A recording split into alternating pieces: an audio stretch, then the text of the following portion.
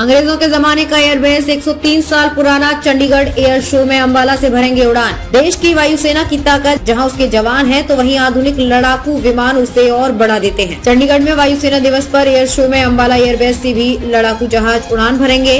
अंबाला में तैनात राफेल इस एयर शो का जहाँ हिस्सा होगा, वहीं ये लोगों के लिए आकर्षण का केंद्र होगा। साल 2020 में रक्षा मंत्री राजनाथ सिंह ने समारोह के दौरान राफेल को भारतीय वायुसेना में आधिकारिक रूप से शामिल किया था। अंबाला एयरबेस पर गोल्डन एरो स्क्वाड्रन इसकी देखरेख कर रही है। यहीं से चीन व पाकिस्तान को वायुवीर जवाब देने के लिए तैयार है। अंबाला कैंट में वायुसेना का एयरबेस 103 साल पुराना हो चुका है।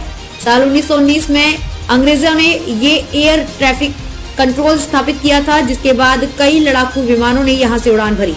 इस दौरान DH-9 पर ब्रिस्टर फाइटर एयरक्राफ्ट को अपडेट किया गया था।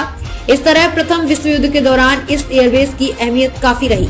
यहीं से रॉयल एयरफोर्स की 99 स्क्वाड्रन और स्क्वाड्रन 114 ने लड़ाकू जहाजों को ऑपरेट किया।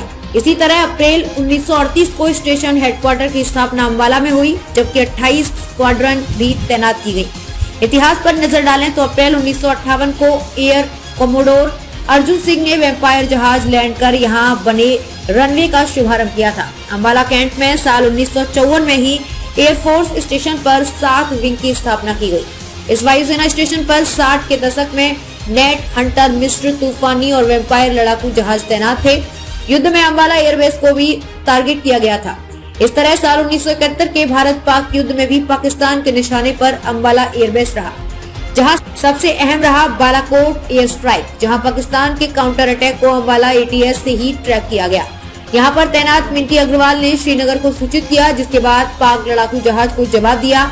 इसको जवाब देते हुए भारत के अभिनंदन पाक सीमा में दाखिल हो गए थे। अंबाला एयरबेस पर साल 1930 से विमानों की तैनाती रही है। यहाँ पर वर्ष 1930 में वापीती, 1941 में हॉकर ऑडेक्स व हॉकर हार्ट, 1942 में हॉवर्ड, 1945 में टाइगर माथ व ऑक्सफोर्ड, 1946 में स्टिफायर, 1947 में टेपेस्ट, 1952 में वेम्पायर, 1953 में तूफानी, 1957 में हॉकर हंटर्स, 1960 में नेट, 1969 में सुखोई Su-7, 1979 में जगुआर, 2002 में वाइसन, 2020 में राफेल वायुसेना का हिस्सा रह चुके हैं।